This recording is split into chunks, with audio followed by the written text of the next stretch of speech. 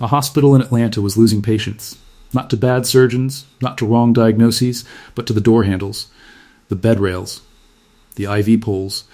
Surfaces that looked clean, surfaces that were cleaned, wiped down with disinfectant every single day, and people were still dying from infections they walked into the hospital without.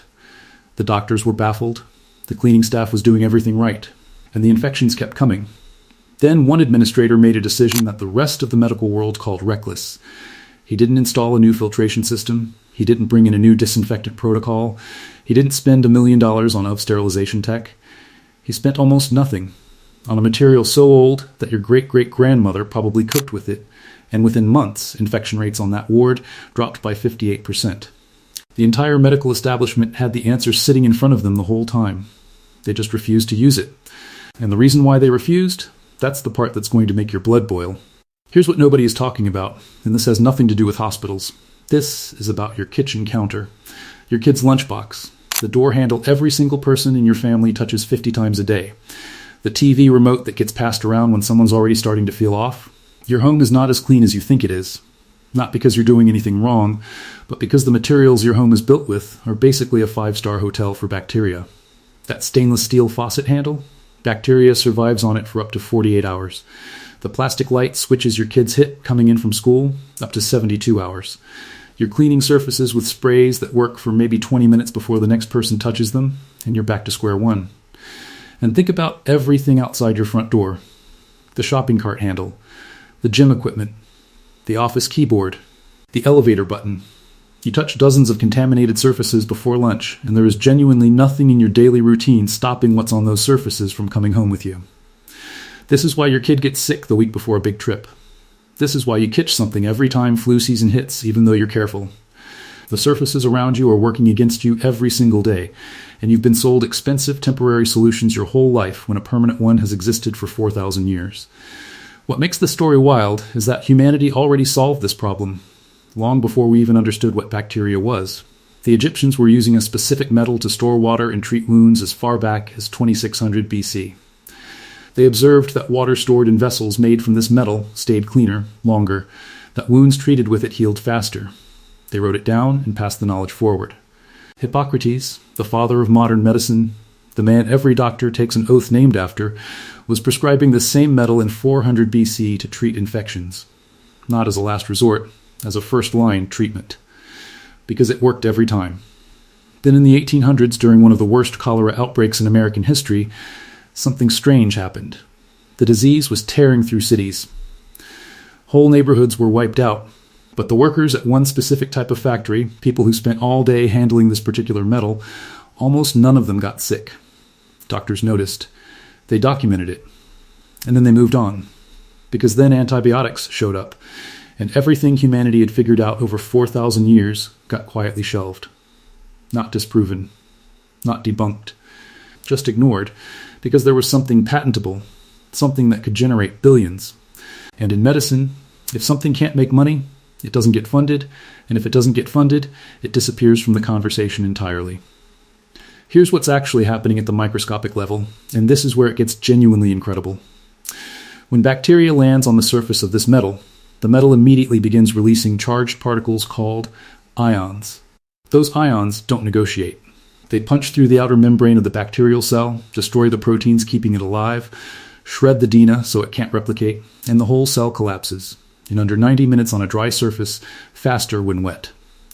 What makes this completely different from every spray, wipe, and antimicrobial coating you've ever bought is simple. Those products wear off. They have an active window, and once that window closes, you're unprotected again. This metal never stops.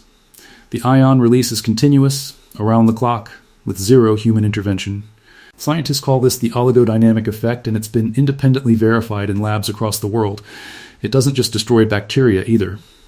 A 2020 study in the New England Journal of Medicine tested how long the COVID virus survived on common surfaces. On plastic, 3 days. On stainless steel, 2 days. On this metal, gone in under 4 hours. Same virus, same conditions. Completely different result based on nothing but the surface it landed on. That metal is copper, something sitting at your hardware store right now for $4 a pound. Something your ancestors cooked with, stored water in, and built their plumbing from. Not a supplement, not a drug, not a $200 monthly subscription. A raw, natural metal that the human body has lived alongside for thousands of years, and one that modern science has now fully confirmed does exactly what the ancients always said it did. How to start using copper today. This is where it gets practical, and this is the part that's going to surprise you, because none of this requires a big investment or a lifestyle overhaul. Your phone is the most contaminated object you own, and most people never think about it. You touch it hundreds of times a day, set it on public surfaces, hand it to your kids, and sleep with it inches from your face every night. A copper phone case runs $15 to $40. The surface continuously kills bacteria without you lifting a finger. One purchase, zero maintenance, works around the clock forever. The door handles in your home are the single fastest way sickness travels between family members. One person touches a handle while they're coming down with something, and that pathogen sits there for 2 full days waiting for the next person. Solid copper door hardware costs $20 to $60 per handle. You swap it out once, and it self-sterilizes for the rest of your life. It also looks significantly more expensive than the standard stainless steel handles in most American homes, so it's genuinely an upgrade in every direction. Copper water bottles leach small amounts of copper ions into water stored overnight, measurably reducing bacterial contamination in the water itself. They cost $10 to $25. A copper-infused pillowcase runs $20 to $40 for a set, and since your face is pressed against that fabric for 7 or 8 hours every night, it's one of the easiest swaps you'll ever make for your skin and your immune health.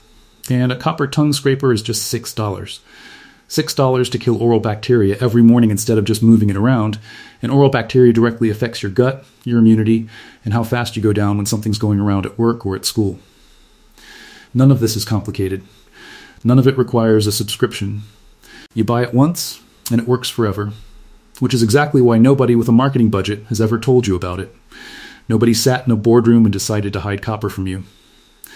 The truth is actually more frustrating than a conspiracy, because at least a conspiracy means someone is paying attention. You cannot patent copper. You cannot own it. There is no version of it that a company can trademark and sell to you at a 3,000% markup every month. So nobody funds the awareness campaigns. Nobody runs the TV commercials. Nobody puts a sales rep in your doctor's office with brochures and free samples. The research exists. The EPA has officially registered over 400 copper alloys as antimicrobial surfaces. The Department of Defense funded real hospital studies that showed 58% infection reduction, but without money pushing it into public conversation, it just sits in journals that regular people never see. Meanwhile, you're being sold hand sanitizers that evaporate in 2 minutes, antimicrobial sprays that wear off before dinner, and air purifiers that need new filters every 3 months. All of it temporary. All of it designed to run out so you come back and buy more. Copper doesn't run out. Copper doesn't need a refill, and that's exactly the problem for them. Copper has been protecting people for 4,000 years. The science is airtight. The price is unbeatable. The only thing that changed is that somewhere along the way, the people selling you solutions decided a permanent one wasn't good for business.